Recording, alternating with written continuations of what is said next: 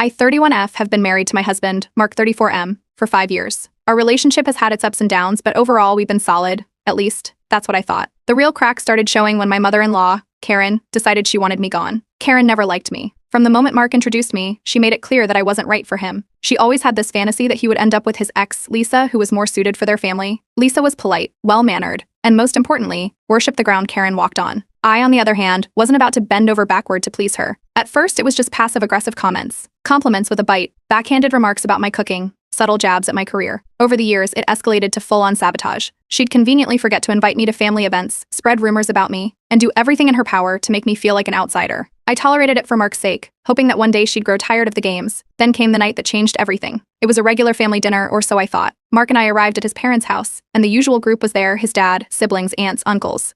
But there was an odd tension in the air. People were glancing at me, whispering among themselves. Karen, on the other hand, was practically glowing. Halfway through the meal, she put down her wine glass and cleared her throat. The room went silent. She made a whole dramatic speech, announcing that she no longer considered me family and would no longer acknowledge my presence at any gathering. From now on, she said, I was not welcome in her home, or at any family event. She said she would no longer acknowledge me, invite me to anything, or allow me in her home. According to her, I had corrupted Mark and turned him against his real family. Everyone was watching, waiting for Mark's response. My own husband, the man who promised to have my back, just shifted in his seat, looking uncomfortable.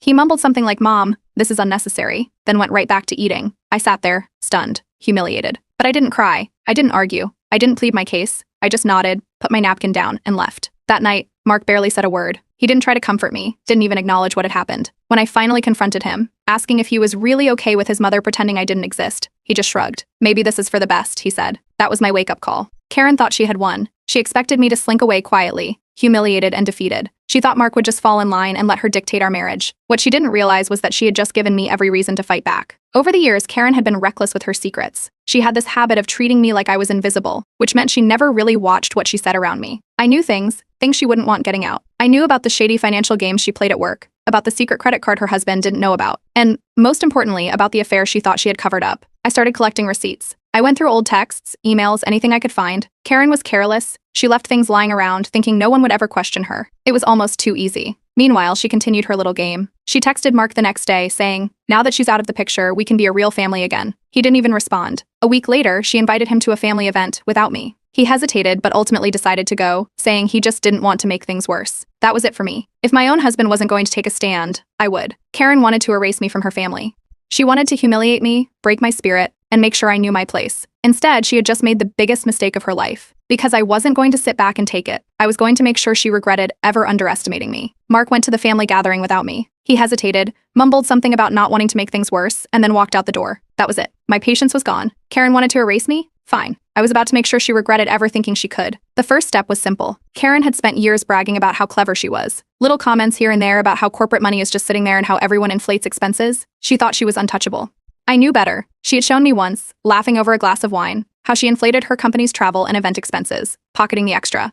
They never checked the small stuff, she had said. But Karen was sloppy. She kept digital receipts and emailed herself details, probably assuming no one would ever question her. I went through old messages, emails she had forwarded to Mark by accident, even receipts she had carelessly left in their family group chat. It was all there. Flights marked up, meal costs doubled, reimbursements that didn't match.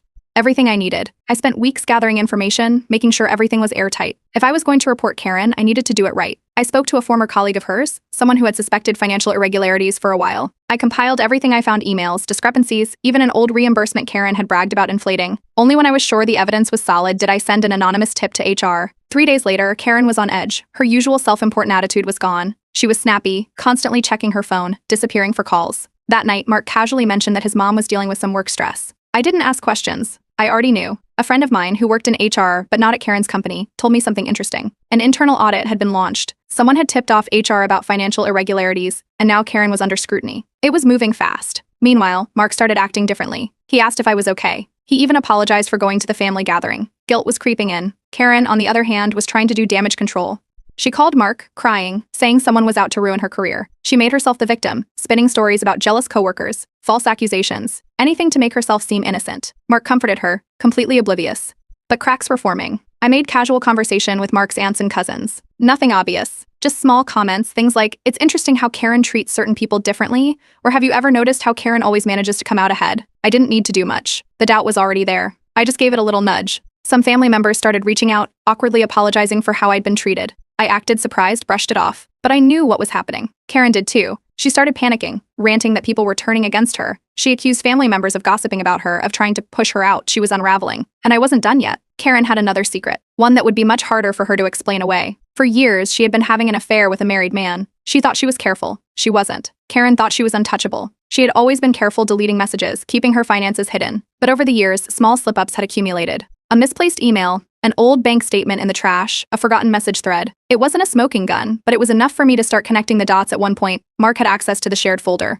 He never cared enough to look, but I remembered. I went digging. It didn't take long to find what I needed. Screenshots of messages, hotel confirmations, photos, stupid, careless photos she had taken with him. One of them was a selfie in a hotel robe, the date and location right there in the metadata. Perfect. I created a new anonymous email, attached the screenshots, sent it directly to the one person Karen had no defense against, the man's wife. It didn't take long for the fallout to begin. The wife found out. Karen's lover was in deep trouble. The next day, Karen was unusually quiet. No dramatic phone calls, no self-pitying rants. She had no idea where the hit had come from, but the chaos was just getting started. And I was ready to watch it all burn. The fallout from Karen's affair started faster than I expected. The wife of the married man didn't just confront Karen in private. She made a scene. A crowded restaurant, a table full of people, and Karen, sitting there as if she had no worries in the world. That changed the second her lover's wife stormed in. She wasn't quiet about it. She threw down printed screenshots, circled dates, and asked Karen if she had anything to say for herself. Karen lost it. She screamed, denied everything, tried to grab the papers. The restaurant went dead silent as she shrieked that this was all a setup. People pulled out their phones. By the time the restaurant staff stepped in to break it up, half the place had already recorded her. The video spread fast. Mark got a message from one of his cousins that night. No explanation, just a link. He opened it and watched as his mother stood in the middle of a restaurant, flailing her arms, knocking over a glass, and screaming at a woman calling her a homewrecker. He didn't speak for a long time after that. Karen, meanwhile, scrambled to do damage control. She called every family member who would pick up, spinning news stories. According to her, she was the victim. The wife had made everything up. The messages were fake. Someone had set her up. But nobody believed her. The affair partner disappeared. His social media accounts were either wiped or locked down. His wife, on the other hand, made sure the truth was heard. She sent messages to mutual friends, relatives, anyone Karen might have lied to. Mark stayed quiet. For the first time, there was doubt on his face. When he finally brought it up to me, I didn't react. Just shrugged and said, "Guess she's not as perfect as she wants people to think." Tensions in the family grew overnight. Some relatives sided with Karen, saying she was going through a hard time. But others, especially the ones who had been cheated on in their own marriages, cut her off immediately. Karen had always loved being the one to whisper rumors about others. Now, she was the main topic of every conversation. And things were just getting started. While Karen was trying to put out one fire, another was already burning. Her job audit was in full swing. HR had dug into her expense reports and found even more irregularities. The small things she thought nobody would notice, they noticed. She was placed on an immediate suspension. No work emails, no office access, no paycheck. The news spread. People in her industry started whispering. Karen had spent years building a reputation as a respected professional. That was gone in days. Over the next few weeks, I noticed a change in Mark. At first, he avoided talking about it. But as more of Karen's lies unraveled, he became more withdrawn. One evening, after seeing yet another message from his mother spinning her own version of events, he sighed. "I think I've been ignoring this for too long." Slowly, he began acknowledging how much she had manipulated him and us. Finally, one night, he admitted, "I should have stood up for you sooner. I let her control too much, but by then, I wasn't sure if I even cared." Karen wasn't done yet. She needed someone to blame. And since she had already lost the family's trust, she turned her focus on me. She told anyone who would listen that I was behind everything, that I had set her up, ruined her career, and hacked into her private messages. Nobody bought it. I played it cool. When Mark repeated what she was saying, I just smiled and told him, "I didn't do anything. Maybe karma's just catching up." Mark didn't argue. He was starting to see the pattern. The way his mother twisted reality to make herself the victim. The way she had manipulated him for years. But it didn't change the fact that he had let it happen. That he had chosen her over me. Karen was spiraling, but I wasn't finished. There was still one last move left. She thought losing her reputation was bad. She had no idea what was coming next. The HR investigation didn't just find what I sent them, it uncovered even more financial fraud than I expected. Karen had been sloppy, cutting corners and inflating expenses for years. The audit revealed falsified invoices, double reimbursements, and personal purchases disguised as business expenses. She was placed on indefinite leave. She had no idea who tipped them off, but she knew someone had. Meanwhile, her affair partner wanted nothing to do with her. The moment his wife confronted him, he panicked. He blocked Karen on everything, deleted old messages, and publicly begged his wife for forgiveness. He wasn't about to lose his marriage over her. Karen tried calling him over and over. Voicemails, messages, emails. He never responded. With her job and affair crumbling at the same time, she turned to the one person she thought she could still control, Mark. For the first time, Mark sat down with his mother and asked if any of it was true. The affair, the financial fraud, the meltdown at the restaurant. She lied to his face. According to Karen, everything was a setup. The affair was harmless, the screenshots were fake, the HR investigation was a personal attack from jealous coworkers. Mark didn't push back. He just listened. Karen wasn't satisfied. She needed a target. She became obsessed with figuring out who had ruined her life. She called family members, demanding to know who was spreading lies about her. She threw accusations at her coworkers. She interrogated her friends. Some of her relatives still believed she was a victim, convinced that she was being unfairly attacked. But others saw through it. For the first time, Karen's family was divided. Mark watched as his mother unraveled. He didn't say much at first, but it was clear the doubt was growing. Then came the final blow to her reputation. Her longtime friends, the ones she had spent years gossiping with, started distancing themselves. Nobody wanted to be associated with a woman whose affair was being talked about in local circles. They stopped answering her calls. One by one, they faded out. Karen was officially alone, but she wasn't done. She needed someone to blame. In a desperate attempt to save face, she tried to frame me. She started spreading a news story that I had somehow hacked her emails, planted fake evidence, and manipulated HR into investigating her. It backfired immediately. People laughed behind her back. Nobody believed her. The idea that I, someone with zero interest in corporate fraud, had orchestrated this grand scheme was ridiculous. She just looked more unhinged. That's when she finally snapped. The call came in the middle of the night. No warning, no hesitation, just screaming. Karen's voice was shaking with rage, shrieking that I was a jealous snake who had destroyed her life. She ranted about how I had taken everything from her, how I had poisoned Mark against her, how I was going to pay for what I had done. I let her scream. Then, when she finally paused to take a breath, I said, "Karen, I didn't do anything. Maybe you should take a long look at the choices you made."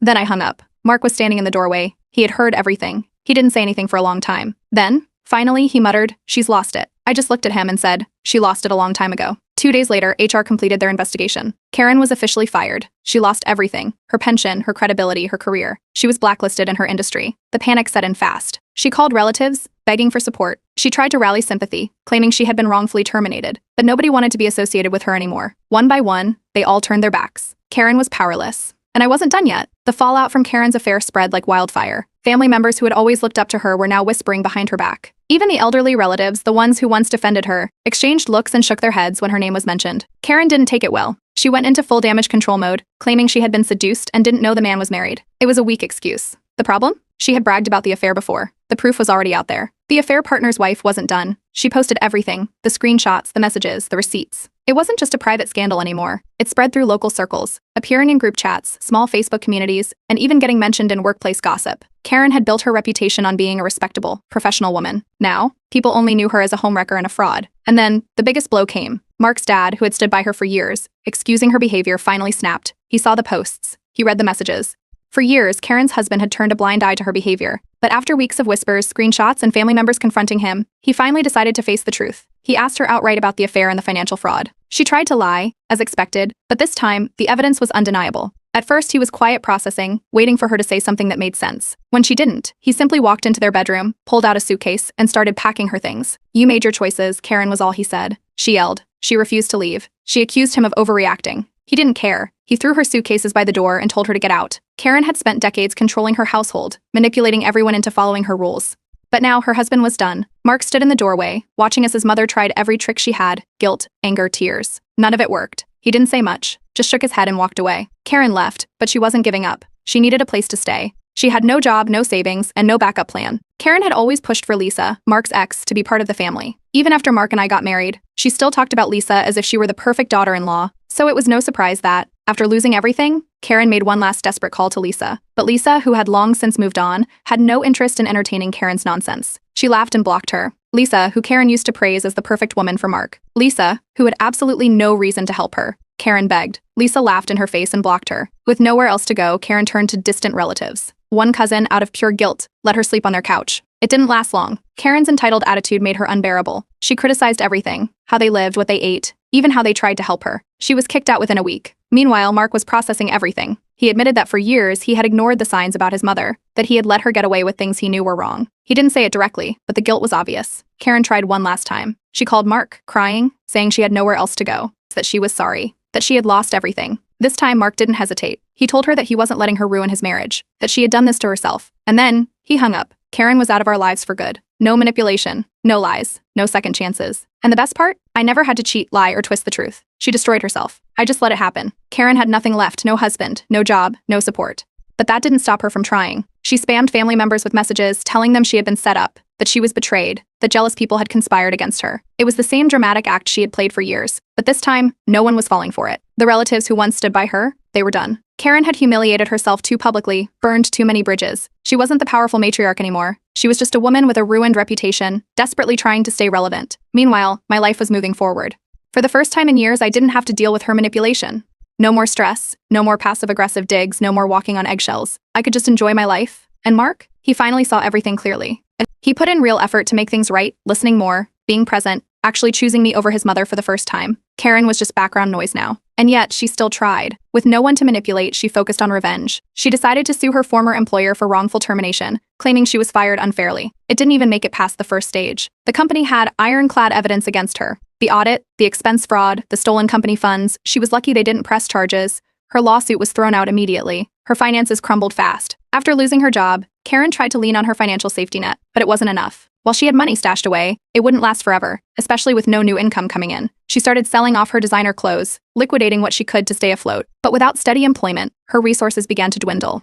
The expensive lifestyle she once bragged about was gone. Eventually, she had no choice but to move into a rundown, one-bedroom apartment in a bad part of town. It was a long fall from the life she had before. But even then, she wasn't done. She tried one last time. She reached out to Mark, begging, pleading, asking for help. He didn't hesitate. For the first time in his life, he told her, "I'm not responsible for you anymore." And he meant it. That was the moment Karen finally gave up. She stopped calling, stopped trying to guilt trip her way back in. It was over. We blocked her on everything: phone, email, social media. She no longer existed in our world. A year passed. Without Karen's influence, our marriage thrived. We traveled, renovated our home, actually lived without the weight of her toxicity. Karen, meanwhile, was stuck in her tiny apartment, miserable and alone. And the best part? I never had to lie, cheat, or manipulate her. She destroyed herself. I just stepped back and let it happen. For months, there was silence. No calls, no emails, no surprise appearances. It was almost too good to be true. Then Karen resurfaced. This time, she had a new strategy. She wasn't angry anymore. She was sick. She told anyone who would listen that she was dealing with a mystery illness caused by the immense stress she had endured. Something vague, impossible to prove, but dramatic enough to pull at people's emotions. She hinted at chronic pain, fatigue, complications from anxiety. She might need surgery. She might be in serious danger. But she never provided details. Her goal was obvious: manipulation. She started reaching out to family members again, playing up the idea that she was suffering alone, that she had nobody to help her, that if Mark had any heart left, he wouldn't let her go through this alone. The family chat didn't take her seriously. People barely reacted, except for the occasional eye roll emoji. One relative outright replied, "Get a job." Karen, her old tricks weren't working anymore. So she tried Mark directly. A long, dramatic message filled with regret, pain, and pleading. She was struggling to survive. She was destitute. She was sick and alone, abandoned by the only family she had left. Mark read it, sighed, then blocked her number. It was the first time he had ever done it. Karen spiraled. Losing direct access to Mark sent her into a full-blown meltdown. She started ranting online about how she had been abandoned by her own son, how certain people, meaning me, had turned him against her, how she had given up everything for her family, and now she was destitute and struggling to survive. The response was immediate. People roasted her. Instead of sympathy, she got hit with brutal comments. Didn't you cheat on your husband? Didn't you commit fraud at your job? Didn't your own son block you? One person even posted a screenshot of the affair drama, making sure new people knew exactly who she was. Karen deleted the post within hours. But she wasn't done. She called every extended family member she could think of. One by one, she begged for money. Nobody gave her a cent. Even her most loyal relatives had reached their limit. Some told her outright to get a job and stop making excuses. Others ignored her completely. With nowhere else to turn, she went for the most ridiculous move yet: legal action. Out of sheer desperation, Karen threatened to sue us for emotional damages. We barely reacted. We forwarded her nonsense to our lawyer, who literally laughed and told us to ignore it. Karen had nothing. No money, no leverage, no way to actually follow through. She disappeared again. This time, for what I hoped was the last time. But something told me she wasn't done yet. Karen always had one last pathetic move up her sleeve. For months, Karen had been silent. No texts, no emails, no ridiculous legal threats. It almost seemed like she had finally accepted her fate. Then she showed up at our house. Uninvited. Unannounced. She stood on our doorstep looking completely different from the woman I once knew. The polished, overconfident Karen was gone. Instead, she looked exhausted, desperate, and almost unrecognizable. Mark and I froze. We hadn't seen her in months, and now she was here, in person. She didn't waste time. She launched straight into her sob story, saying she had lost everything. She had no job, no friends, no apartment. She was couch surfing with barely anything to her name. Then she begged. Not even a sugar-coated request, just straight up pleading for money. Anything to help her get back on her feet. Mark and I exchanged a look. We didn't need to speak. We both knew the answer. Mark turned to her, his face unreadable, and told her no. Firm. Final. He didn't yell, didn't get emotional. He just looked her in the eye and said, "Mom, you did this to yourself. We're not responsible for you." Karen snapped. The fake crying vanished, replaced by pure rage. She started screaming, calling us cold-hearted and ungrateful. Then she turned on me. According to Karen, I had poisoned Mark against her. I had stolen her son. I was the reason her life was ruined. Mark didn't react. Neither did I. We just stood there and let her humiliate herself. By now, neighbors had started peeking outside. A few had fully stepped onto their porches, watching the spectacle unfold. One neighbor even pulled out their phone and started recording. Karen noticed. For a second, she looked around, realizing how pathetic she looked, standing on our porch, screaming like a madwoman. She didn't stop, so we gave her one last warning. She refused to leave. We called the cops. The moment she saw us on the phone, she panicked. She tried to backpedal, saying she just wanted to talk, that she wasn't here to cause problems. Too late. When the cops arrived, Karen had no choice but to leave. They escorted her off the property. And that was the last time we ever saw her. No calls, no messages, no more manipulation. She was finally out of our lives for good. A full year has passed since Karen was escorted off our property, and life has never been better. Without her constant manipulation, Mark and I finally got to just live. No stress, no drama, no mind games. Karen's name barely comes up anymore. She is completely irrelevant. Our marriage flourished in ways I didn't expect. Without her influence hanging over us, Mark and I became stronger. We communicated better, we traveled. We actually enjoyed life without the weight of her presence dragging us down. Karen had spent years trying to control everything around her. But the moment she lost her grip, her entire life fell apart. She had no job, no friends, no family willing to take her in. Even her most loyal relatives had cut her off. A few months ago, she made a weak attempt at rebuilding her image. She tried to act like a changed woman, posting vague, motivational quotes on social media. She hinted at a fresh start, claiming she had learned from her mistakes. Nobody bought it. People still remembered the affair, the fraud, the lies. The relatives she had once manipulated didn't want anything to do with her. Her social media, once filled with pictures of lavish brunches and expensive vacations, was now a ghost town. No likes, no comments,